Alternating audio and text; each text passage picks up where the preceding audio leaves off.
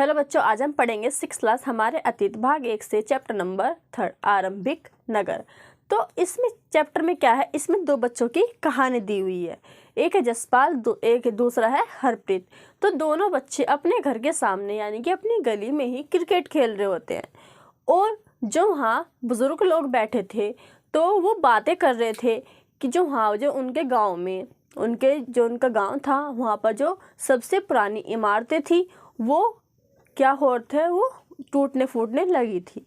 तो वे लोग बात करते हैं कि कोई कहता है कि इसकी वास्तुकला देखो कितनी अच्छी है, कोई कहता है इसकी बनावट देखो। तो उनमें से एक लेडी कहती है, एक महिला कहती है कि अब ये काफ़ी पुरानी हो गई है तो ये टूटने लगी है, तो इसकी मरम्मत के लिए हम मंत्री को पत्र लिखेंगे और उनसे कहेंगे कि इसकी मरम्मत की जाए और इसकी सुरक्षा की जाए, जिससे कि ये ज़्यादा टूटे फूटे ना और टाइम पर इसकी मरम्मत करवा दें।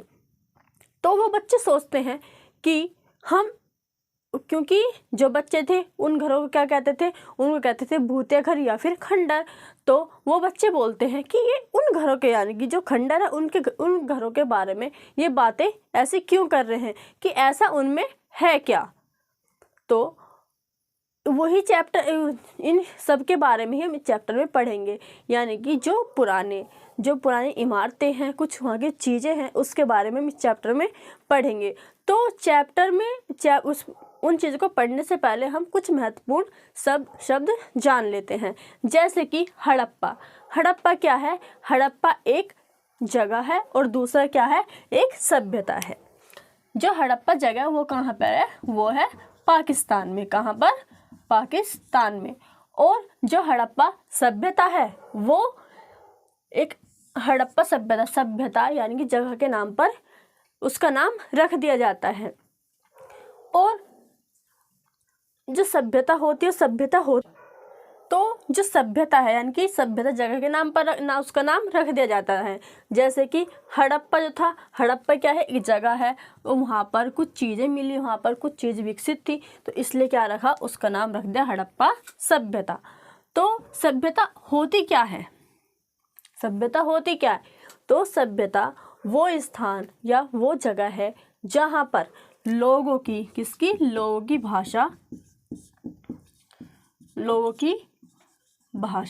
जो होती है वो विकसित होती है। और जो वहाँ पर स्थान है या फिर वहाँ की जो वो जगह है वो वहाँ पर क्या होती है, कुछ संस्थाएं मौजूद होती हैं। क्या संस्थाएं मौजूद होती हैं? जैसे कि धार्मिक संस्था में जैसे कि मंदिर, मस्जिद, गुरुद्वारा, ये क्या है? धार्मिक संस्था। फिर राजनीतिक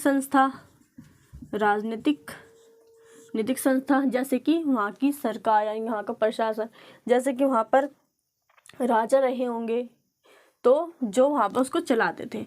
और कुछ आर्थिक संस्था जो टैक्स वगैरह लेते हैं वो क्या होती है? हमारी आर्थिक, इनकम टैक्स या बहुत सारे टैक्स होते हैं, तो वो क्या आर्थिक संस्था में आते हैं। और संस्थाएं जैसे कि शैक्षणिक संस्था,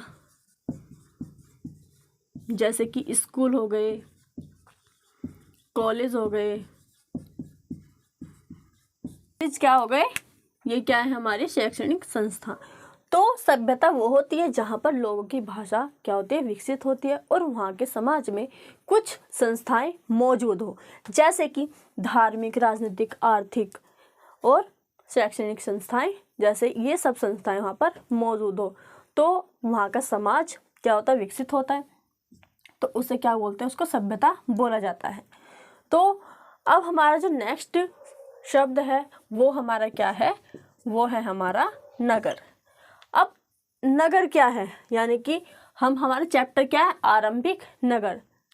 यानी कि आरंभिक, सबसे पहले नगर होता क्या है? तो नगर वो जगह वो केंद्र है जहाँ पर कई गांवों और कस्बों के लोग आकर आर्थिक गतिविधियां करते हैं। जैसे कि ये क्या है? केंद्र। क्या है? ये केंद्र है। यानी कि केंद्र कौन सा? नगर। यानी कि नगर एक क्या होता है? नगर एक केंद्र होता है। तो यहाँ पर कुछ गांव और कुछ कस्बे हैं, जैसे कि जो छोटे कॉलेज हैं वो हमारे क्या हैं, वो है हमारे कस्बे, क्योंकि कस्बे बहुत छोटे होते हैं, और जो बड़े हैं वो हमारे गांव। तो जैसे कि गांव वाले और कस्बे वालों के पास अलग अलग चीज़ें हैं, जैसे कि कस्बे जो हैं, जो कस्बों के लोग हैं, उनके पास क्या है, मान लेते हैं उनके पास क्या है, गेहूँ है, और गांव वालों के पास क्या है, चावल। तो अब इनको चाहिए गेहूँ गांव वालों को, और कस्बे वालों को चाहिए चावल। तो अब वो क्या, अब ये गांव से तो जाएंगे नहीं, गांव में कस्बों में तो जाएंगे नहीं, तो ये क्या करते हैं, वहाँ पर कहाँ पर, नगर में आते हैं। और जो नगर होता क्या, यहाँ पर आर्थिक यानी कि यहाँ पर व्यापारिक गतिविधियाँ की जाती हैं, आर्थिक गतिविधियाँ की जाती हैं, यानी कि यहाँ पर व्यापार भी होता है। तो ये लोग क्या करेंगे, वो आएंगे नगर में। अब नगर में आएंगे, अब यहाँ पर लोग आसानी से मिल जाते हैं, तो क्योंकि ये केंद्रीय क्या होता है, यहाँ पर गतिविधियाँ की जाती हैं। तो इसीलिए अब कस्बे वाले को किसकी जरूरत थी, चावल वाले की, चावल की। तो जो कस्बे वाले हैं वो चावल ले लेंगे और गांव वाले गेहूं ले लेंगे। तो केंद्र में ऐसा ही व्यापार किया जाता है, यानी कि वस्तु के बदले वस्तु ली जाती है, या फिर पैसे देकर वस्तु ले जाती है। यानी कि पहले के समय में क्या होता था, इतने पैसे तो होते नहीं थे, तो क्या वस्तु के बदले ही वस्तु लेते थे। अब आते हैं हम नेक्स्ट शब्द पे, वो है हमारा क्या, पुरातात्विद। तो पुरातात्विद वे लोग होते हैं जो पुराने साक्ष्यों और सबूतों का अध्ययन करते हैं। अध्ययन कैसे करते हैं, खुदाई के द्वारा। यानी कि पुरातात्विद वे लोग होते हैं जो पुराने खोजे गए साक्ष्यों का खुदाई के द्वारा अध्ययन करते हैं और इतिहास के बारे में पता लगाने की कोशिश करते हैं। तो अब सबूत क्या हो सकते हैं वो, जैसे कि पत्थर हो गए, आभूषण हो गए, इमारतें हो गई, बर्तन, यानी कि कुछ भी चीज़ जो इतिहास के बारे में जानने में उनकी हेल्प करे। अब खुदाई के द्वारा, अब ऐसा तो नहीं कहीं भी कुछ भी चीज़ मिल जाएगी, तो खुदाई किस जगह करते होंगे, जैसे कि मान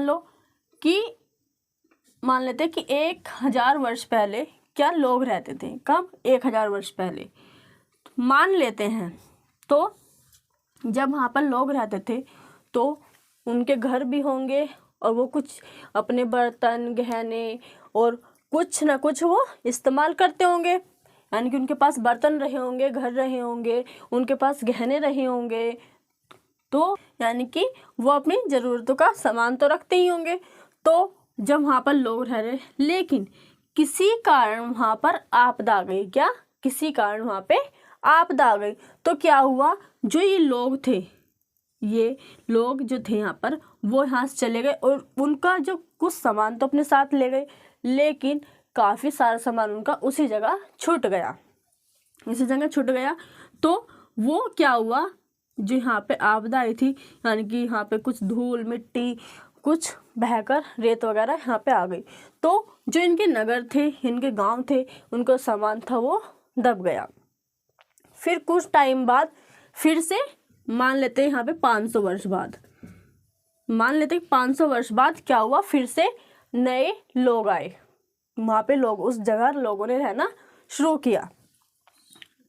अब वहाँ पे लोगों ने रहना शुरू किया, तो फिर से लोगों ने अपनी ज़रूरतों का सामान इकट्ठा किया, फिर से यहाँ पे लोग रहने और अपनी ज़रूरतों का सामान का इस्तेमाल करने लगे।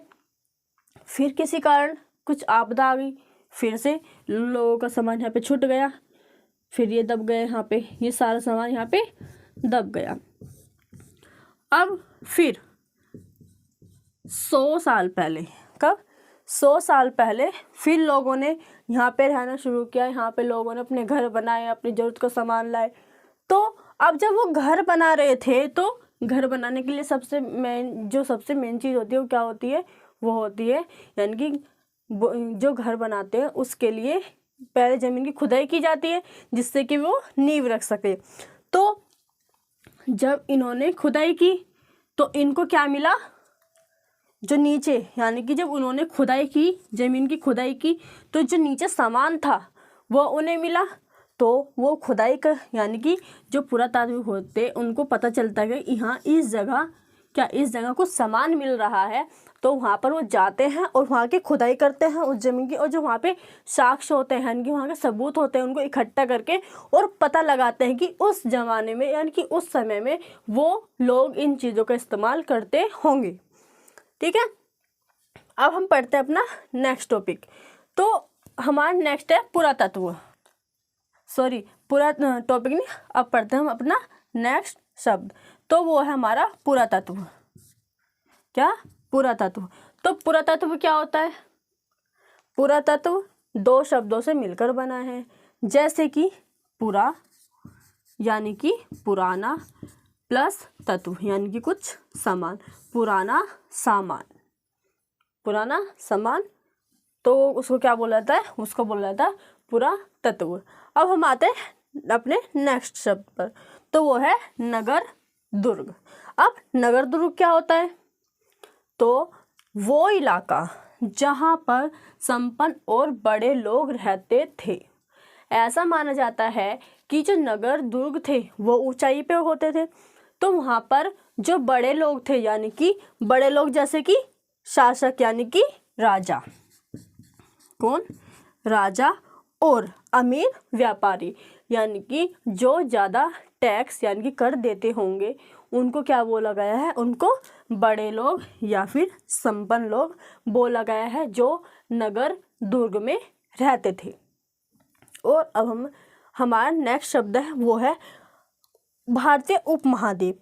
उपमहाद्वीप, अगर हम भारतीय उपमहाद्वीप की बात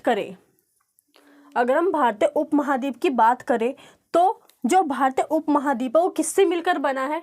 वो बना है भारत, पाकिस्तान, बांग्लादेश और नेपाल को मिलाकर जो बनता है वो बनता है हमारा भारतीय उपमहाद्वीप। यानी कि जैसे कि मान लेते हमारे क्या है, यहाँ पे ये भारत है, तो इधर हमारा क्या है? नेपाल है, इधर पाकिस्तान, और यहाँ पर हमारा क्या है? ये बांग्लादेश है, ये नेपाल है, ये पाकिस्तान है, और ये पूरा हमारा क्या है? ये तो हमारा भारत है ही। तो इन सब को मिलाकर क्या बनता है? ये पूरा बनता है उपमहाद्वीप। ठीक, अब हम आते हैं नेक्स्ट शब्द पर, वो क्या है? अयस्क। तो जो अयस्क होते हैं वो क्या होते हैं? इनको खनन करके यानी कि इनको खोद कर खनन करके खानों से, जो खान होते हैं बड़ी बड़ी खानें होती हैं, गहरी गहरी होती है, तो इनका खनन करके इनको बाहर लाया जाता है और फिर इनको महत्वपूर्ण जो यहाँ पे सामान होता है इनका खनन होता है यानी अयस्क होते हैं, उनको क्या होता है? इनको बाहर लाके फिर इनसे कुछ महत्वपूर्ण चीज़ें बनाई जाती है, उनका निर्माण किया जाता है, जैसे कि सोना। अब सोना कहाँ है? वो कहाँ पर? खानों में मिलेगा। तो जो कच्चा माल होगा उसको बाहर लाकर उसकी छटाई कर उसमें से कुछ चीज़ें निकाल कर उसको साफ कर फिर जो कुछ चीज़ें मिलेंगी उनका कुछ ना कुछ वो निर्माण करते हैं और उससे कुछ ना कुछ चीज़ें बनाते हैं। तो अगर एग्जाम्पल लें हमारा तो वो है सोना। तो अब हम पढ़ेंगे अपने टॉपिक पर, जो है हड़प्पा की कहानी। हड़प्पा की कहानी। तो हड़प्पा की कहानी कब शुरू हुई? वो हुई 150 वर्ष पहले, यानी कि आज से लगभग 150 साल पहले हड़प्पा में जब पंजाब में रेलवे लाइन बिछाई जा रही थी तो वहाँ पर क्या मिला? हड़प्पा के जो नगर थे, वहाँ की नगरों की जो इमारतें थी, तो वहाँ पर वो किन्हें मिली? इंजीनियरों को। तो हड़प्पा की जो कहानी है जब 150 वर्ष पहले पंजाब में रेलवे लाइन बिछाई जा रही थी, तब क्या हुआ, जो इंजीनियर थे उनकी जो नज़रें थी, यानी कि इंजीनियर की नज़र कहाँ पड़ी, हड़प्पा पुरस्थल पर पड़ी।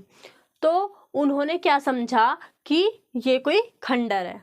क्या समझा उन्होंने कि ये कोई खंडर है और इससे हमें अच्छी खासी ईंट मिल जाएंगी। तो उन्होंने क्या किया, वहाँ से, कहाँ से, जो वो नगर थे, जो वहाँ की इमारतें थी पंजाब में, यानी कि जो पंजाब पहले कहाँ था, वो भारत, यानी कि जो भारत और पाकिस्तान था, पाकिस्तान जो था वो पूरा एक था।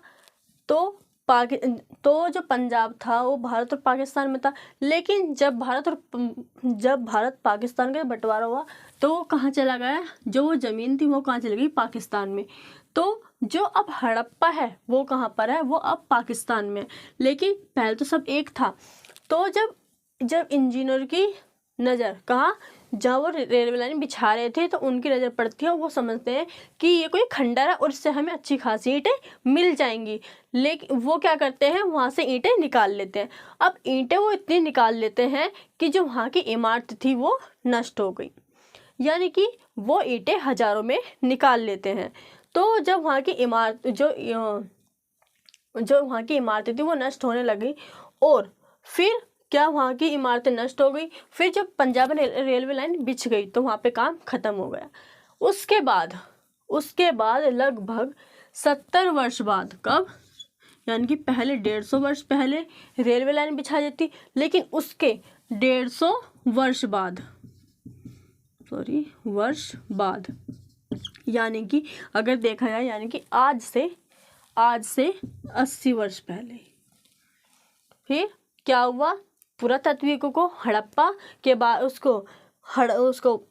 हड़प्पा के बारे में पता चला। तो उन्होंने पुरातत्विदों ने क्या किया, हड़प्पा को खोज लिया, हड़प्पा को उन्होंने ढूंढ लिया। उसके बाद पुरातत्विदों ने कहा कि जो ये जगह है, ये क्या है, उपमहाद्वीप का सबसे पुराना शहर है। क्या है, पुराना शहर है।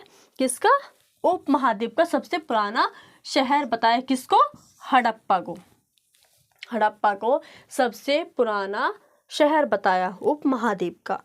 और जो हड़प्पा है वहाँ पर, यानी कि जो हड़प्पा वो क्या था, वो सबसे पहले मिला था, तभी तो उसको सबसे पुराना शहर बताया।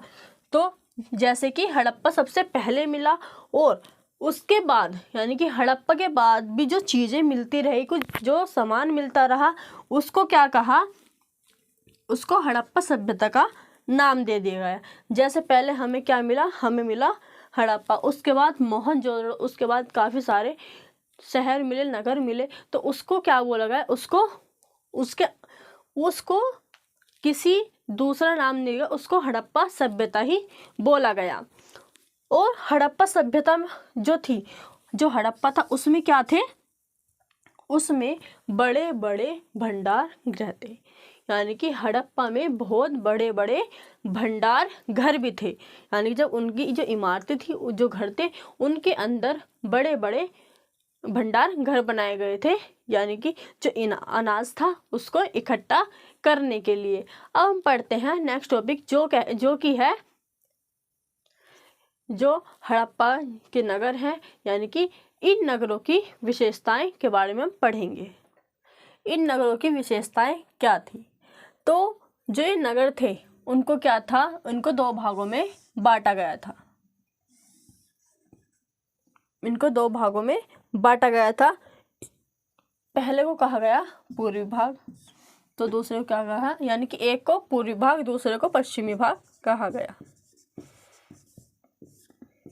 एक को पश्चिमी और एक को पूर्वी भाग कहा गया। इनको जो नगर थे इनको 2 भागों में बांटा गया था, एक पूर्व में, एक पश्चिम में। तो जो पूर्व वाला जो इलाका था, जो पूर्व में जो इलाका था वो क्या था, वो निचला था। क्या था, निचला था, इसे निचला नगर कहा गया।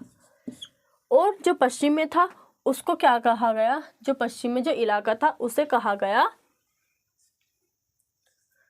ये ऊंचाई पे थे तो इसे कहा गया नगर दुर्ग, नगर दुर्ग, सॉरी। और अब जो पूर्व में इलाका था वो क्या था, उसका जो क्षेत्रफल था, क्या जो क्षेत्रफल था वो काफ़ी बड़ा था।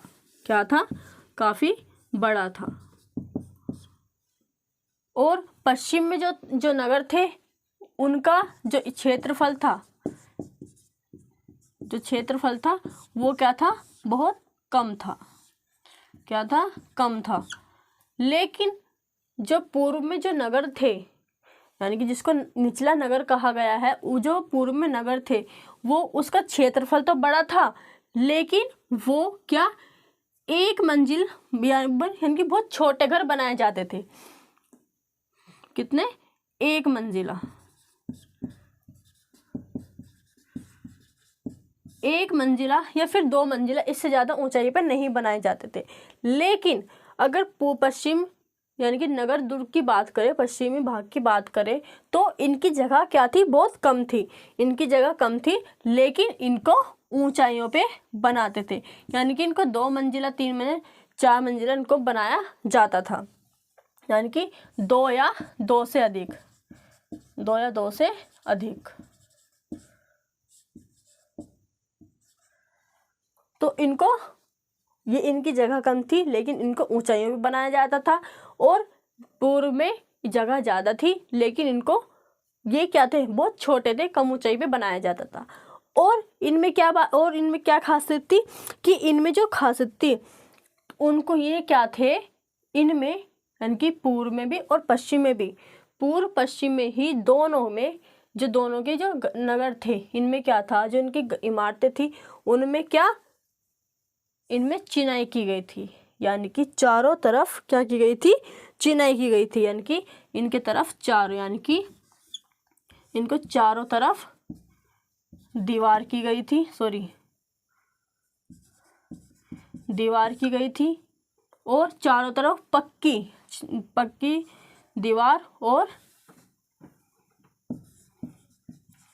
चिनाई की गई थी। ठीक, इन चारों तरफ चार दीवारी की गई थी और उनको मजबूत बनाने के लिए क्या की गई थी, चिनाई की गई थी, जिससे कि ये ज़्यादा टिक सके। और क्या था इन नगरों में, अब जो नगर दुर्ग है, यानी कि जो हमारा पश्चिमी नगर है, जो नगर दुर्ग है, उसे पुरातात्विदों ने क्या कहा, यानी कि इस पे, यहाँ पे जो लोग थे वो कौन थे, संपन्न लोग रहते होंगे, यानी कि अमीर लोग रहे होंगे वहाँ पर। तो उन्हें जो नगर दुर्ग किसने कहा है, इसको कहा पुरातत्विदों ने। किसने, पुरातत्विदों ने इसे नगर दुर्ग कहा है। और नगर दुर्ग जो है ये मोहनजोदड़ो की, जो मोहनजोदड़ो जो शहर है इसमें इसको क्या कहा, मोहनजोदड़ो की खास इमारत कहा गया है। क्या कहा गया, खास इमारतों में से कहा गया है। कहाँ की, मोहनजोदड़ो खास इमारत बताया है, किसने, पुरातात्विदों ने। और अब इन दोनों ही, यानी कि पूर्व नगर में भी और पश्चिमी नगर में भी क्या था, जो इनमें क्या होते थे, तालाब होते थे। क्या होते थे, तालाब होते थे। और तालाब होते थे, और तालाब को क्या कहा गया है, उसे कहा गया इन्होंने स्नान घर। स्नान घर कहा गया है, किसको, तालाब को। अब तालाब कैसे बनाए जाते थे, तालाब बनाने में जो इस्तेमाल की जाती थी वो की जाती थी ईंट और प्लास्टर। यानी कि जो तालाब बनाया जाता था ईंटों से, और ईंट लगाकर उस पर प्लास्टर किया जाता था। और प्लास्टर क्यों किया जाता था, जिससे जो पानी है, क्या, जो पानी है वो वहाँ पर टिक सके, इसलिए उस पर प्लास्टर किया जाता था। अब जो ये तालाब था, यानी कि स्नान घर था, इसमें क्या था, इसमें चारों तरफ, कितने, चारों तरफ क्या होती थी, सीढ़ियाँ होती थी। क्या, सीढ़ियाँ होती थी, सीढ़ियाँ होती थी। किस लिए, यहाँ पे क्या थी, सीढ़ियाँ थी। और किसके, उतरने और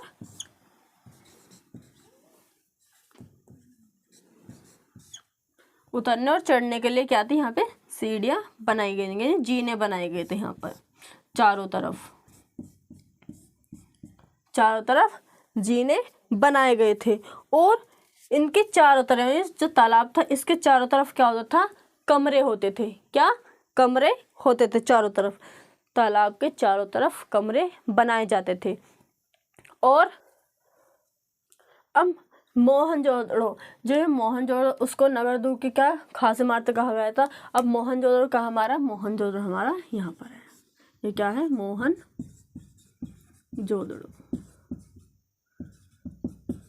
मोहनजोदड़ो में क्या थे, मोहनजोदड़ो में क्या था, भंडार घर थे, भंडार घर पाए गए हैं। और अब कालीबंगन और जो लोथल है, क्या, कालीबंगन और लोथल, इन दोनों स्थानों पर क्या हमें क्या मिले हैं, इसमें मिले हैं अग्निकुंड, अग्निकुंड, जहाँ पर यज्ञ वगैरह यानी कि हवन जो होते हैं वो किए जाते होंगे, ऐसे हमें वहाँ पे साक्ष्य मिलते हैं। और लोथल में भी, यानी कि मोहनजोदड़ो में तो थे हमारे भंडार घर और हमारे हड़प्पा में भंडार घर थे, लेकिन साथ में जो लोथल है यहाँ पर भी क्या है, यहाँ पर भी भंडार घर पाए गए हैं। तो मोहनजोदड़ो, हड़प्पा और लोथल, इन तीनों में भंडार घर पाए गए हैं। और कालीबंगन, लोथल में अग्निकुंड के साक्ष्य मिले हैं जहाँ पर हवन वगैरह किए जाते होंगे। अब हमारा नेक्स्ट टॉपिक है भवन, नाले और सड़कें। थर्ड टॉपिक है हमारा भवन, नाले और सड़कें। अब जो ये नगर थे, कौन से, जो हड़प्पा के नगर थे, उनमें क्या था, जो इनके घर थे, घर कैसे होते थे, एक मंजिल या फिर दो मंजिल, एक मंजिल या फिर ज़्यादा 2 मंजिले घर इनके होते थे। और इनमें यानी कि जो घर थे उनमें क्या होता था, एक आंगन होता था, आंगन के चारों ओर क्या बनाए, कमरे बनाए जाते थे, चारों ओर कमरे बनाए जाते थे। और साथ में स्नान घर होता था, यानी कि नहाने के लिए स्नान घर होता था। और वो हर घर में होता था, चाहे 1 मंजिला हो चाहे 2 मंजिला हो, घर जो हो 1 मंजिल 2 मंजिल हो, लेकिन स्नान घर हर घर में पाया जाता था। और वहाँ पर कुएं भी पाए जाते थे, पानी के लिए क्या कुएं पाए जाते थे, वो भी हर घर में होते थे। और जो नगर थे, जो नगरों में नाले थे, अब नाले क्या होते थे, जो नाले थे वहाँ पर वो ढके हुए होते थे, यानी कि अगर जो ये नाला है, नाले को क्या पूरा कवर करके रखते थे जिससे कि मक्खी मच्छर ना पनपे। और इनमें क्या होता था, ये सीधी लाइनें होती थी, सीधी लाइनों में होते थे, यानी कि जो नाले हैं वो सीधे होते थे और इनमें हल्की सी ढलान होती थी, यानी कि इनमें हल्की सी ढलान होती थी जिससे कि जो पानी है वो आसानी से निकल सके। और जो वहाँ की सड़कें जो थी, यानी कि जो नालियाँ जो थी, ये नालियाँ कहाँ से, घर से सड़कों, जो सड़कों वाले नाले होते हैं उनसे मिला दिया जाता था, यानी कि नालियों को सड़कों से मिला दिया जाता था। जो घरों से नाली गई, नाली को जो सड़क वाली नाली है उनको उससे मिलाया जाता था। और जो वहाँ के नाले होते थे उनको ढक दिया जाता था जिससे कि जो मच्छर मक्खियाँ वो ज़्यादा ना फैले। और वहाँ पर जो सड़कें थी तो वो साफ़ सुथरी होती थी, ये जो सड़कें थी सीधी होती थी और जो नालियाँ हैं वो भी ज़्यादा सीधी होती थी, नालियों में हल्की सी ढलान होती थी। और जो वहाँ के घर 1 मंजिल या फिर 2 मंजिल होते थे। और जो स्नान घर, कुएं और आंगन के चारों ओर क्या होते थे, कमरे बनाए जाते थे। टॉपिक है वो है नगरीय जीवन, यानी कि जो हड़प्पा के नगर थे, जो वहाँ पर लोग रहते थे उनका जीवन कैसे था। तो जो हड़प्पा में जो नगर थे, यानी हड़प्पा के नगरों में बड़ी हलचल रहा करती होगी। जो हड़प्पा के नगर थे, जैसे कि हड़प्पा में क्या बहुत सारे नगर थे और नगर दो भागों में डिवाइड थे, उनको बांटा गया था। एक था हमारा निचला और एक था हमारा उच्च नगर, यानी कि नगर दुर्ग और निचला नगर। तो जो हड़प्पा के नगर थे उनमें क्या थी, बहुत ज़्यादा हलचल रहा करती होगी। और जो वे लोग थे इमारतें बनाने की योजना में जुटे रहते थे। क्या योजना में जुटे रहते थे? योजना में जुटे रहते थे। और जो योजना बनाने में लोग जुटे रहते थे वो क्या रहे होंगे, वो शासक रहे होंगे। ये कौन रहे होंगे? शासक रहे होंगे। शासक यानी कि राजा रहे होंगे। और वहाँ के जो लोग थे, जो राजा थे, शासक थे, वो लोग क्या करते, लोगों को दूर भेजते थे, यानी कि दूसरे राज्यों में या फिर दूसरे देशों में भेजा करते थे, यानी कि अपने हड़प्पा से दूसरी देशों में भेजते थे। और वहाँ से वो क्या मंगवाते थे, वहाँ वो दूसरे लोगों को भेजकर वहाँ से धातुएं मंगवाते थे और बहुमूल्य पत्थर, जो कीमती पत्थर होते थे वो मंगवाते थे। और कुछ जो कुछ अन्य चीज़ें होती थी, कीमती चीज़ होती थी, उनको वो वहाँ से मंगवाते थे। और जो शासक थे उनके पास काफ़ी चीज़ें रही होंगी, जैसे कि वे अपने पास रखते होंगे, जो शासक थे अपने पास वो कुछ चीज़ें रखते होंगे, जैसे कि मनके, मोतियों की माला होती, जो मोती होते हैं उनसे बनी हुई जो मालाएं होती हैं उनको क्या कहते हैं? उनको कहते हैं मनके, यानी कि जो मोती होते हैं, मोती को कहते हैं मनके। और उन शासकों के पास, वो जो शासक थे वे अपने पास सोने चांदी की आभूषण भी रखते होंगे, यानी कि जो शासक यानी कि राजा थे, राजा के पास मन के और सोने चांदी के आभूषण रहते होंगे, वो अपने पास रखते होंगे।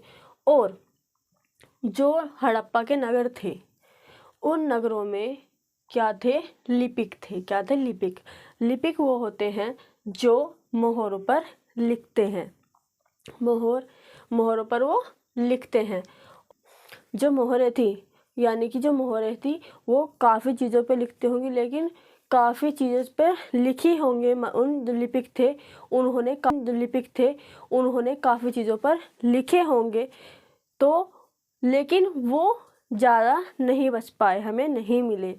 तो इसके अलावा, यानी कि जो हड़प्पा के जो लोग थे, इसके अलावा वो क्या थे, यानी कि जो उसमें शासक थे, इनके अलावा और क्या थे? और थे शिल्पकार। कौन थे?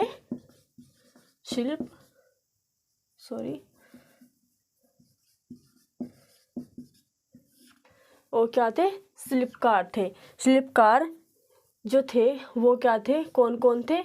वो स्त्री भी थी और पुरुष भी थे, यानी कि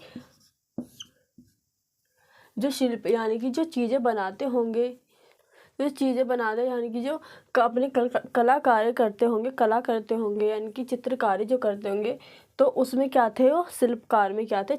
स्त्री भी थी और पुरुष भी थे। तो स्त्री पुरुष अपने घरों में भी, ये दोनों क्या करते थे? घरों में भी और उद्योगों में भी, यानी कि जो कारखाने थे उनमें भी ये क्या करते थे? वहाँ पर ये काम करते थे। क्या करते थे? ये काम करते थे। वो काम करते थे और क्या बनाते थे? वो चीज़ें बनाते थे, यानी कि नई नई चीज़ों को बनाते थे, उनका निर्माण करते थे।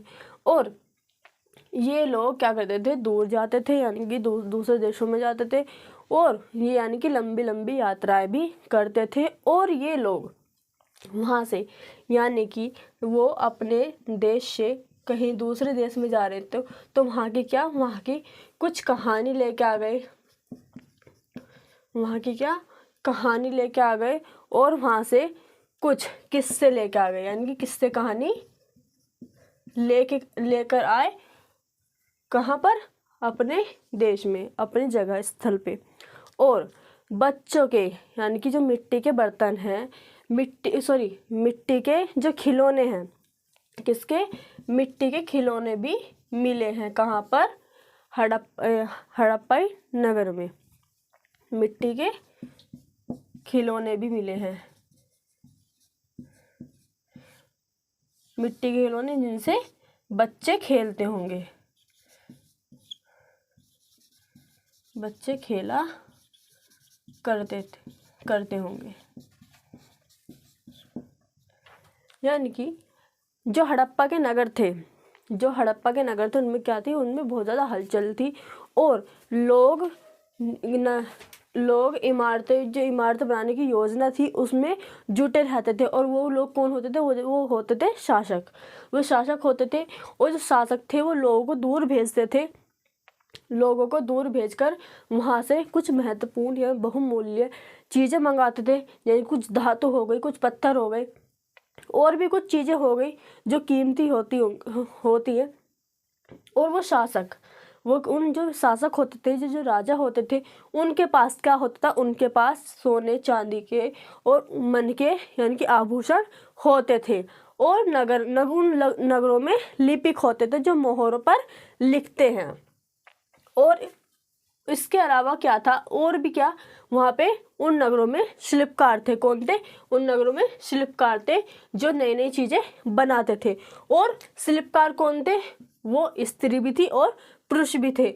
और ये अपने घरों में भी और उद्योगों में जाकर भी क्या करते थे, नई चीज़ें काम करते थे, उससे क्या नई चीज़ें बनाते थे। और ये लोग कहाँ जाते थे, दूसरे देशों में जाते थे, यानी कि लंबी यात्राएं करते थे, वहाँ से किस्से कहानी लेकर आते थे। और वहाँ पे कहाँ पर हमें हड़प्पाई नगर में हमें क्या मिले हैं, मिट्टी के खिलौने मिले हैं जिनसे बच्चे खेलते होंगे। तो अब हमारा नेक्स्ट टॉपिक है वो है नगर और नए शिल्प। तो जो हड़प्पाई नगर थे, हड़प्पाई जो नगर थे, वहाँ से पुरातत्वविदों को कुछ चीज़ें मिली हैं, जिनमें से कुछ चीज़ें मिली हैं जो ज़्यादातर किसकी थी, पत्थर, कांसे, तांबे और सोने चांदी की धातुओं से बनी हुई थी। और उनमें से क्या, जो तांबा और कांसा था, उनसे जो उनका इस्तेमाल था वो कैसे किया था, उनके यानी कि तांबे और कांसे के क्या मिले हैं, औजार मिले हैं, हथियार, गहने और कुछ बर्तन मिले हैं जिन्हें जो हड़प्पाई के लोग थे वो बनाते होंगे, जो हड़प्पाई लोगों ने बनाए होंगे वो मिले हैं। वो किससे बने थे, कांसे और तांबे से। अब आते इनमें से जो कुछ आकर्षक वो जो वस्तु थी, क्या थी, आकर्षक वस्तु थी जो बहुत ज़्यादा सुंदर थी। तो वो क्या थी, वस्तुएं जो थी वो थे मनके, बाट और फलक यानी कि कोई चीज़ें जो धारदार होती थी, क्या, धारदार जो चीज़ें होती थी, धारदार चीज़ें जो होती थी वो मिली हैं। और बाट मिले हैं, बाट यानी कि जो वजन करने के लिए, और मनके मिले हैं, ये क्या थी, आकर्षक वस्तुएं थी। और जो हड़प्पाई लोग थे वो क्या करते थे, पत्थर की मोहरें बनाते थे। क्या बनाते थे, पत्थर की मोहरें बनाते थे। और ये मोहरें कैसी होती थी, ये मोहरें होती थी आयताकार। कैसी, आयताकार मोहरें होती थी जिन पर जानवरों के चित्र बने होते थे। और जो ये चित्र बने होते थे यानी कि जो डिजाइन बने होते थे वो कैसे होते थे, काले रंग के होते थे। और ये किस पे बने होते थे, मिट्टी के बर्तन होते थे। कैसे, जो मिट्टी के कुछ बर्तन हो गए उन पे बने होते थे, जो ज़्यादातर क्या होते थे, आयताकार। तो जो लोग थे वो क्या थे, वो पत्थर की मोहरें बनाते थे। और वे मोहरें कैसे होती थी, वो होती थी आयताकार होती थी, और जिन पर जानवरों के चित्र बने होते थे जो काले रंग के होते थे। यानी कि ये जो बर्तन हैं ज़्यादातर क्या होते थे, आयताकार होते थे, और इन पर जो चित्र बने होते थे वो काले रंग के होते थे। और ये बर्तन किसके होते थे, वो लाल मिट्टी के बर्तन होते थे। और मेहरगढ़ में एक हमें क्या मिली है, एक मूर्ति है। मेहरगढ़ में क्या, हम वहाँ से मिली हमें मूर्ति, जहाँ पर जो मेहरगढ़ है वहाँ पर लगभग मेहरगढ़ में 7,000 वर्ष पहले, यानी कि 7,000 साल पहले क्या होती थी, मेहरगढ़ में कपास की खेती की जाती थी। किसकी? कपास की खेती। और वहाँ पर मेहरगढ़ में कपास की खेती की जाती थी। और मोहनजोदड़ो से एक मूर्ति मिली है। क्या मिली है? एक मूर्ति मिली है। मोहनजोदड़ो से क्या मिली है? एक मूर्ति मिली है, जिस पर क्या है? जिस पर कपड़े के टुकड़े के अवशेष मिले हैं। यानी जो कपड़ा था, कपड़ों के टुकड़े थे, कपड़ों के छोटे छोटे टुकड़े थे, वो उस मूर्ति पर चिपके हुए मिले हैं, उसके साक्ष्य मिले हैं। और वहाँ से क्या मिला है? मोहनजोदड़ो से वहाँ से हमें चांदी के फूलदान के जो ढक्कन होते हैं वो मिले हैं। जैसे कि ये हमारा क्या है? फूलदान है। जो इसका ढक्कन है, जो फूलदानों के ढक्कन होते थे वहाँ पे मिले हैं। और ये किसके होते थे? जो फूलदान होते थे किसके होते थे? वो होते थे हमारे चांदी के। किसके? चांदी के फूलदान होते थे, उसके ढक्कन वहाँ से मिले हैं। कहाँ से? मोहनजोदड़ो से। और तांबे की कुछ वस्तुएं भी मिली, तांबे की वस्तुओं से चिपके कुछ टुकड़े मिले हैं। किससे? जो तांबे की वस्तुएं होती थी, जो तांबे की चीजें होती थी, तो उन पे क्या मिले हैं? उस पे भी टुकड़ों के अवशेष मिले हैं। यानी कपड़ा जो था, कपड़ों के जो टुकड़े थे, उनके अवशेष मिले हैं।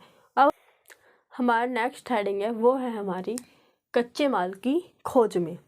तो कच्चा माल क्या होता है? कच्चा माल वो होता है, उन पदार्थों को कहते हैं जो प्राकृतिक रूप से मिलते हैं, प्राकृतिक रूप से, या फिर किसान एवं पशुपालक जिनका उत्पादन करते हैं। जैसे कि उदाहरण ले हम, जैसे कपास की खेती होती है, उसको कौन करता है? वो किसके द्वारा की जाती है? किसान के द्वारा। अगर हम कपड़ा जो है, कपास से क्या बनता है? कपड़ा। अब किसान ने क्या उगाया? उसने उगाया कपास। किसान ने क्या उगाया? उसने उत्पादन किसका किया? कपास का। और कपास की कटाई बुनाई होने के बाद उससे क्या निर्मित होता है? उससे होता है कपड़ा। और कपड़े को कौन बनाता है? उसको बनाते हैं मानव। जो कपड़ा होता है उसको मानव बनाते हैं, यानी कपड़ा मानव निर्मित होता है, मानव के द्वारा कपड़ा बनाया जाता है। और पशुपालक, अब पशुपालक जैसे कि पशुपालक क्या करते हैं? जो पशुपालक होते हैं वो क्या? पशुओं को पालते हैं। जैसे कि भेड़। क्या? भेड़। अब जो भेड़ के बाल होते हैं, क्या? भेड़ के जो बाल होते हैं उनसे भी कपड़े बनाए जाते हैं। और जो हड़प्पा के जो लोग थे, कौन? हड़प्पा के जो लोग थे वो क्या? बाहर से, दूर देशों से क्या मंगाते थे? दूसरे देशों से, दूसरे राज्यों से क्या मंगाते थे? कुछ चीजें मंगाते थे। जैसे कि जो हड़प्पाई लोग थे वो क्या? दूर देशों और दूसरे राज्यों से क्या मंगाते थे? कुछ महत्वपूर्ण चीजें मंगाते थे। जैसे कि सोना, चांदी, टीन, तांबा और कुछ बहुमूल्य पत्थर वो आयात करते थे। इन सब का क्या करते थे? वो आयात करते थे, यानी कि दूसरे देशों से वो मंगवाते थे या दूसरे राज्यों से वो मंगवाते थे।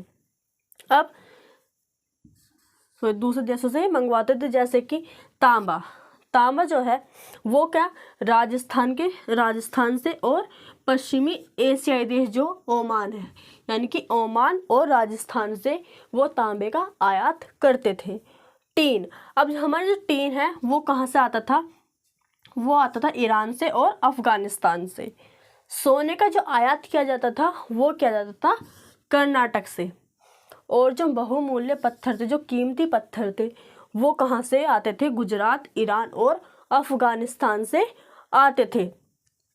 तो जो हड़प्पा के लोग थे वो काफ़ी चीज़ों का आयात करते थे जो दूसरे देशों से मंगवाते थे। हड़प्पा जैसे कि हमारा कहाँ पे है? वो है हमारा पाकिस्तान में। तो दूसरे देशों से ही मंगवाते थे।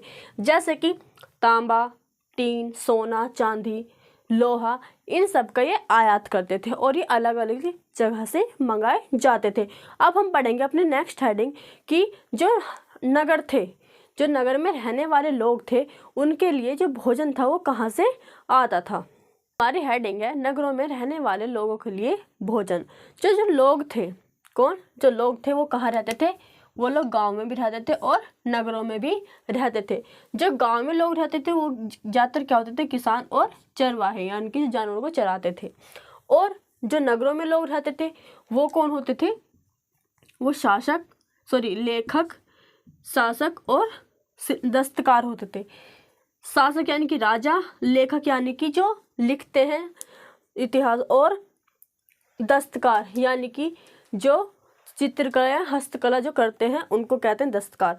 अब इन लोगों के लिए जो नगरों में जो लोग रहते थे, यानी कि लेखकों, शिल्पों और शासकों और शिल्पों के लिए जो गांव वाले जो लोग थे, यानी कि जो किसान थे, चरवाहे थे, ये लोग इनके लिए क्या ले जाते थे, इनके लिए भोजन ले जाते थे।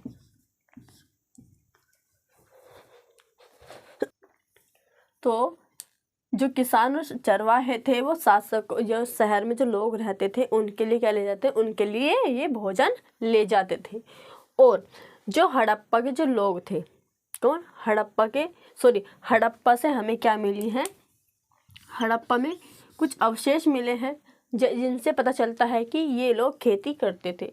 जैसे कि हमें गेहूँ, जौ, दाल, मटर, धान, तिल और सरसों भी मिले हैं। इनके अवशेष मिले हैं जिससे पता चलता है जो हड़प्पा के जो लोग थे इन सब के खेती करते थे। क्या करते थे, खेती। और वो खेती यानी कि खेतों की जुताई के लिए क्या करते थे, वो इस हल का इस्तेमाल करते थे। जो हल किसके होते थे, वो लकड़ी के होते थे। किसके, लकड़ी के होते थे। तो ज़्यादा समय यानी कि लंबे समय तक ज़मीन में दबे होने के कारण वो क्या हो गए, ये नष्ट हो गए। लेकिन हमें हल का यानी कि हल के रूप में हमें क्या मिलते हैं, अब मिलते हैं हमें खिलौने। यानी कि उन खिलौनों से पता चलता है कि उस टाइम जो वे लोग थे वो हल का इस्तेमाल करते थे, किसके, खेत की जुताई के लिए। हमें उसी यानी जिस तरह का हल होता है उसी तरह हमें कुछ खिलौने मिले हैं। और हल किसके होते, लकड़ी के होते थे, जो कि अब नहीं बच पाए। और वो सिंचाई के लिए यानी कि खेतों की सिंचाई के लिए क्या करते थे, लंबे यानी कि ज़्यादा समय तक बारिश होने के कारण, जब बारिश नहीं होती थी तो क्या करते थे, वो पानी का संचय करते थे, उसको इकट्ठा करते थे, पानी को इकट्ठा करके रखते थे। जब बारिश ना हो उस पानी का वो इस्तेमाल कर लेते थे। और वो पशुओं को पालते थे, जैसे कि भैंस, भेड़, बकरी, गाय इत्यादि को वो पालते थे। और ये क्या करते थे, यानी कि जो जानवरों को पालते थे, और वो कुछ जो फल थे उनको भी इकट्ठा करके रखते थे। फलों में वो ज़्यादातर क्या इकट्ठा करते थे, वो करते थे बेर, यानी कि बेर को वो इकट्ठा करके रखते थे। और वो जो लोग थे, जो हड़प्पा के लोग थे, वो शिकार भी करते थे। शिकार किसका करते थे, वो करते थे हिरण का, जो हिरण का शिकार करते थे। और वो मछलियों को भी पकड़ते थे, अब हमारी नेक्स्ट हेडिंग है, वो है हमारी नेक्स्ट हेडिंग 7 है, वो है गुजरात में हड़प्पाकालीन नगरों का सूक्ष्म निरीक्षण। सूक्ष्म निरीक्षण का मतलब होता है बहुत बारीकी से अध्ययन करना। तो इसमें क्या, इसमें 2 नगर हैं, एक धोलावीरा, एक लोथल। जो धोलावीरा है, क्या हमारा जो धोलावीरा है वो कहाँ पे, भाई दोनों हमारे गुजरात में है। धोलावीरा हमारे इधर है। तो जो धोलावीरा है ये कहाँ पर है, ये है हमारा जो कच्छ का रण है। कौन सा, जो कच्छ की खाड़ी है या फिर कच्छ का रण, कच्छ का रण या फिर खाड़ी। कच्छ के रण, जो कच्छ का रण है उसके किनारे एक क्या है, उसके किनारे क्या है, एक खदीर बैत है। और खदीर बैत के किनारे क्या है, एक छोटा सा नगर है, वो है हमारा धोलावीरा।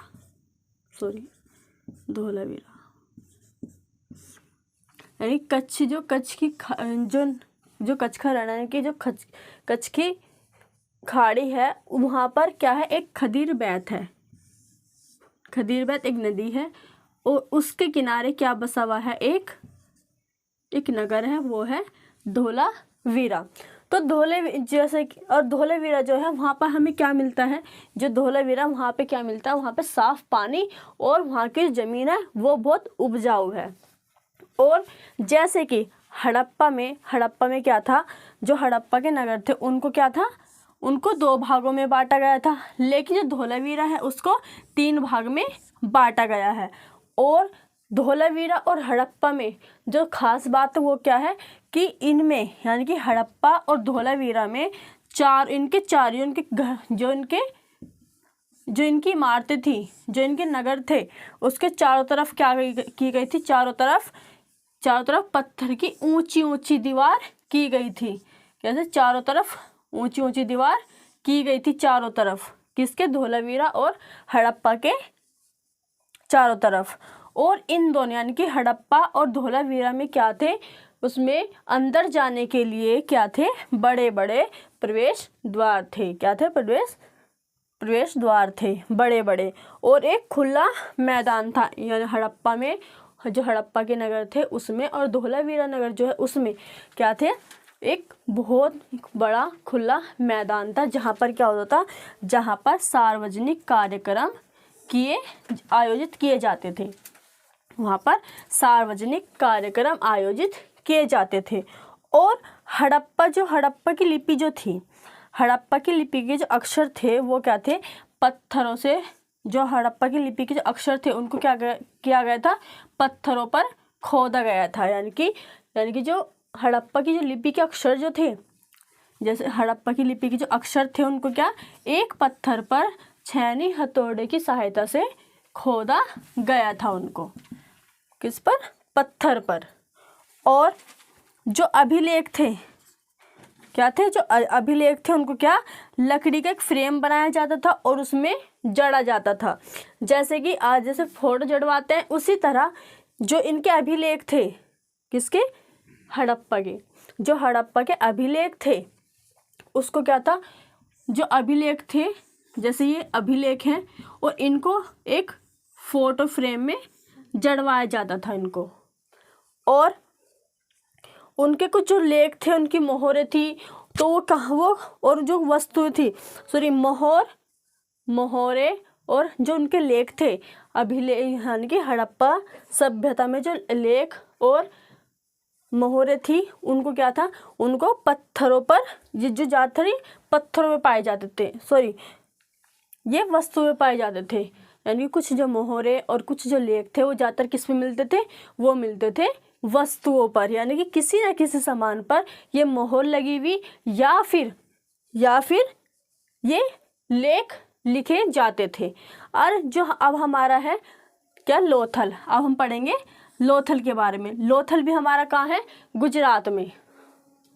तो जो हमारा लोथल है, लोथल जो है वो कहाँ पर है, वो है कहाँ पर, लोथल गुजरात में है। कहाँ है, गुजरात में। अब जो लोथल है वो जो खंबात की क्या है, जो खंबात की खाड़ी जो है, खंबात की खाड़ी है, वहाँ उसकी एक क्या है, एक सहायक नदी है। क्या है, एक सहायक नदी, या फिर उसको उपनदी भी कह सकते हैं, उपनदी भी कह सकते हैं। जो उपनदी है वो क्या है, वो है साबरमती। कौन सी, साबरमती। साबरमती के किनारे एक छोटा सा नगर है, वो क्या है, वो है लोथल। यानी कि जो खंबात की खाड़ी है उसकी एक सहायक नदी कौन सी है, वो है साबरमती। और साबरमती नदी के किनारे एक क्या है, एक नगर बसा हुआ है, वो है लोथल। और लोथल क्या है, लोथल को बहुत महत्वपूर्ण स्थान यानी कि माना गया। जैसे कि वहाँ पर बहुत सारी चीज़ें आसानी से मिल रही हैं। जैसे कि जो लोथल है उसको सबसे महत्वपूर्ण केंद्र माना गया है। क्यों, क्योंकि वहाँ पे कीमती पत्थर मिलते थे और वहाँ पे कच्चा माल, भंडार घर और इमारतें वहाँ पर पाए गए हैं। जैसे कि अगर जो कीमती पत्थर की बात करें तो कीमती पत्थर कैसे, कुछ कीमती पत्थर वहाँ मिल जाते थे और वहाँ पर शंख आसानी से, बहुत ज़्यादा संख्या में शंख मिले हैं और धातु से बनी चीज़ें वहाँ पर मिली हैं। और जो लोथल है वो कच्चे माल के लिए बहुत महत्वपूर्ण स्थान था। क्यों था? क्योंकि जो लोथल था ये कहाँ था? ये जो सागर, ये जो खाड़ी है, यानी कि जो एक तरह सागर जो है ये कहाँ है? बिल्कुल तट पर, यानी कि कहाँ पे लोथल क्या है? यहाँ पर था हमारा बंदर का। तो उस समय क्या होता था कि जो कच्चा, यानी कि यहाँ पर कच्चा माल तो मिलता ही था, तो यहाँ से सामान ले जाना और लाना बहुत आसान था, क्योंकि यहाँ पे आसानी से माल चढ़ाया और उतारा जा सकता था, इसलिए इसको कच्चे माल का महत्वपूर्ण स्थान माना गया है। और यहाँ पर भंडार घर मिले हैं। भंडार घर में क्या क्या चीज़ें मिली हैं? जैसे कुछ मोहरें मिली हैं और मुद्रांगण मिले हैं। मुद्रांगण यानी कि मोहरबंदी, या इसको कह सकते हैं, या फिर मोहरबंदी। मोहरबंदी क्या होती है? वो मोहरबंदी वो होती है जैसे कि जो गीली मिट्टी है, गीली मिट्टी को दबाने से, यानी कि किसी चीज़ को छापते हैं तो जब सूखने के बाद वो चीज़ उस पर छप जाती है, तो उसे क्या कहा है? मोहरबंदी कहा गया है। यानी कि मिट्टी को किसी चीज़ से दबाने पे, उसको जब उस चीज़ को छापते हैं, उस चीज़ का निशान लेने के लिए क्या कहते थे? मिट्टी को दबाते थे। तो उस पर क्या थी? किसी भी चीज़ का, किसी भी जो तुम्हें छापनी हो उसको गीली मिट्टी पर आसानी से छप जाते, और सूखने के बाद उसको क्या बोला गया? उसको बोला मोहरबंदी। उसको मोहरबंदी बोला गया, यानी कि गीली मिट्टी दबाने से बनी हुई छाप होती है, निशान जो होते हैं, उसको मोहरबंदी माना है। भंडार घर में हमें बहुत सारी मोहरें और बहुत सारे मुद्रांगण की जो गीली मिट्टी की छाप से जो बनी चीज़ें थी वो मिली हैं। और लोथल को क्या, उसमें क्या इमारतें पाई गई हैं बहुत सारी। जैसे कि इमारतों में क्या था? वहाँ पे क्या जो इमारतें थी, जो वहाँ पे घर थे, उनमें क्या होता होगा? उनमें जैसे कि मन के बनाए जाते थे। क्या बनाए जाते थे? मन के बनाए जाते थे। मन के यानी कि मोतियों की माला, मोतियों के हार, यानी कि पूरे जो मोती के किसके? मोती के आभूषण होते हैं, मोती के आभूषण। तो वहाँ पर कैसे? जैसे कुछ वहाँ पर पत्थरों के टुकड़े मिले हैं, और मन के बनाने वाले कुछ उपकरण की औजार मिले हैं, और कुछ अध बने मन के, यानी कि कुछ बन चुके और कुछ रह गए बनने के लिए। यानी कि अगर पूरी माला, यानी कि आधी माला बन गई और आधी बनने के लिए रह गई, तो उसको अध बने मन के, उन्हें उसको क्या बोला गया? अध बने, यानी कि आधे बने हुए और आधे नहीं बने हुए। और कुछ मन के जो थे वो पूरे बन चुके थे, कुछ पूरे मन के वहाँ पर मिले हैं। तो जो लोथल है उसको बहुत महत्वपूर्ण स्थान माना गया है। अब हम पढ़ेंगे नेक्स्ट टॉपिक हमारा है कि जो सभ्यता थी, यानी कि जो हड़प्पा सभ्यता थी, और तो उसका जो अंत हुआ था उसका रहस्य क्या है? तो लगभग 3900 वर्ष पहले, कब? 3900 वर्ष पहले क्या हुआ? बहुत बदलाव हुए। 3900 वर्ष पहले बहुत बड़ा बदलाव हुआ, और वो बदलाव साफ साफ दिखाई पड़ रहा था। वो क्या था? अब उसमें बहुत सारे बदलाव थे, जैसे कि लोगों ने नगरों में रहना छोड़ दिया। जो हड़प्पा के जो नगर थे वहाँ पर लोगों ने रहना छोड़ दिया, और जो वहाँ के लेखन थे, वहाँ की मोहरें थी, वहाँ के बाट थे, तो उनका प्रयोग वहाँ पे होना बंद हो गया। बाटों के, लेखन के, मोहर जो थी वहाँ की, उनका प्रयोग वहाँ पर बंद हो गया। और बदलाव क्या हुए? और बदलाव हुए जो दूर से, यानी कि जो बाहर के इलाकों से जो कच्चा माल आता था, कच्चे माल का आयात होता था, तो वो कम हो गया। कम क्यों हो गया? कम इसलिए कि अब जब नगरों में अब जो लोग थे वो माल मंगाते होंगे। अब वहाँ पे जब नगरों में लोग ही नहीं रहते तो माल किसके लिए आएगा?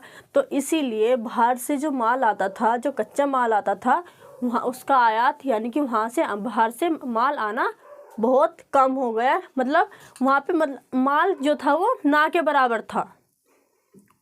यानी कि बहुत कम का मतलब ये हो कि जो दूर से माल आता था वो बंद हो गया था। क्यों? जब लोग रहते नहीं थे। अब जब लोग रहेंगे तभी तो माल आएगा, जब तो हम बाहर से कुछ चीज़ें मंगाएंगे। अब वहाँ पर लोग ही नहीं है, वहाँ पर कोई रहता नहीं है, तो माल वहाँ पे किसके लिए आएगा? और क्या कारण थे?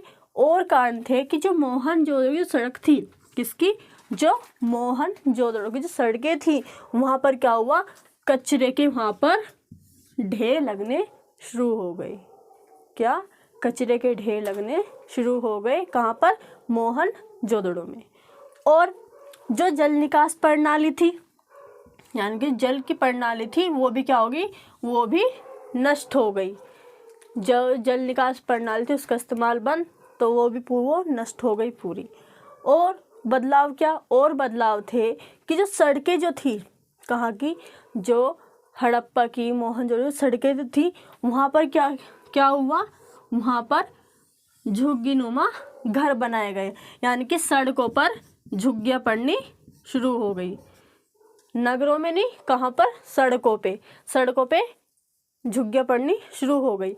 अब ये सारे बदलाव हुए, तो ये बदलाव हुए क्यों? अचानक हुए क्यों? तो इसके ऐसा मानते कि ऐसा अचानक से हुआ क्यों, ऐसा क्यों हुआ?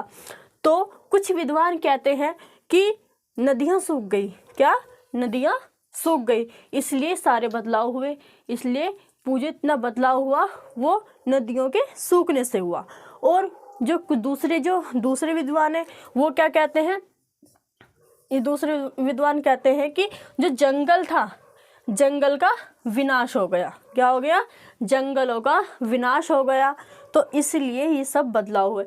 अब जो जंगलों का विनाश था वो किस कारण? अब जो जंगल थे उसके विनाश होने के कारण भी तो उन्होंने कहा कि उनके जो जंगल का विनाश के कारण है वो क्या है? अब जैसे कि जो जंगल में क्या लकड़ियाँ होती हैं, जो लकड़ियाँ हैं, जो पेड़ हैं, वो काटे गए। किस लिए? अगर हम ईंट पकाएंगे तो क्या हमें लकड़ी की ज़रूरत होगी।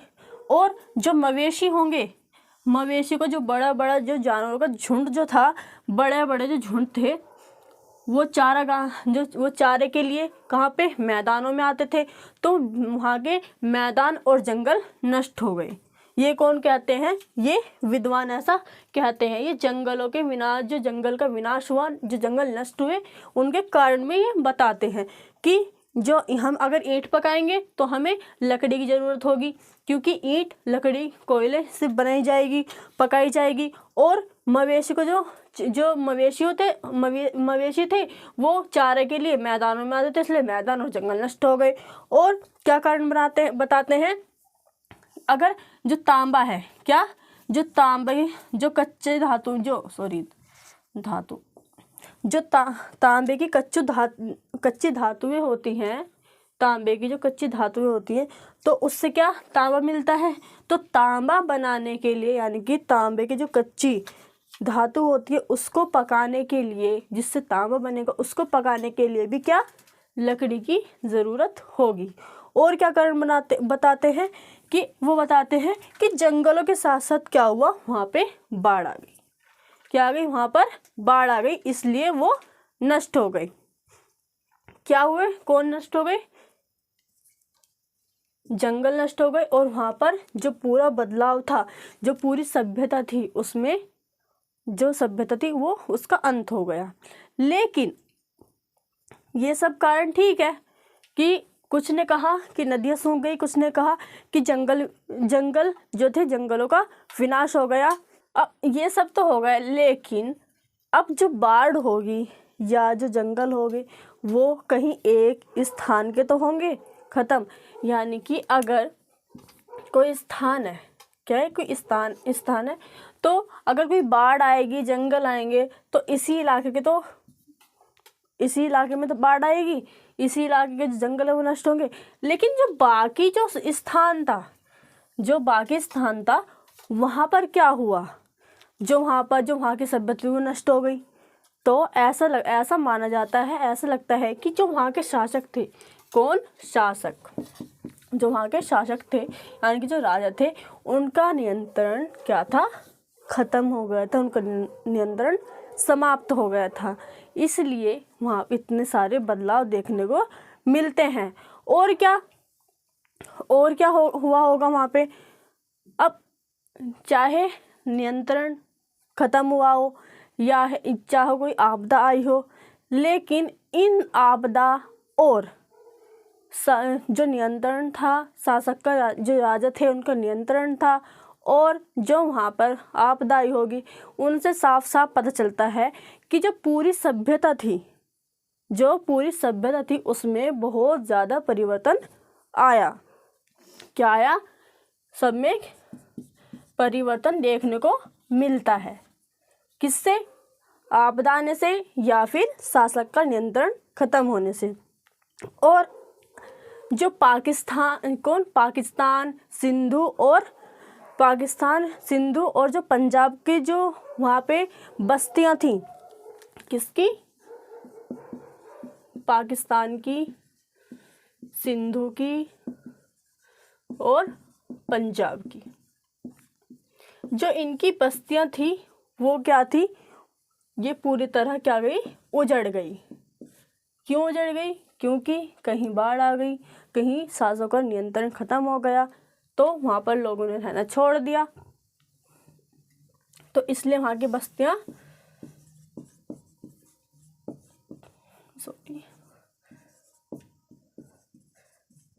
वहाँ की उजड़ गई।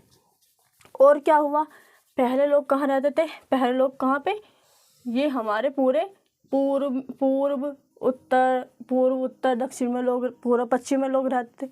लेकिन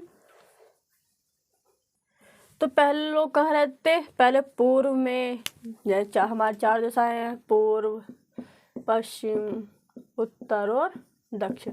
तो पहले लोग कहाँ रह रहे थे, पूर्व में रह रहे थे, उत्तर में और पश्चिम में लोग रह रहे थे। लेकिन अब लोग कहाँ जा रहे थे, यानी कि जो पाकिस्तान, सिंधु और पंजाब था, इनकी बस्तियाँ तो खत्म हो गई, वहाँ से लोग जाने लगे। तो अब ये कहाँ, यानी कि इन इलाकों से वो किधर जाने लगे, वो दक्षिण की तरफ जाने लगे, यानी कि पूर्व से दक्षिण की तरफ वो जाने लगे और वहाँ पर बस गए।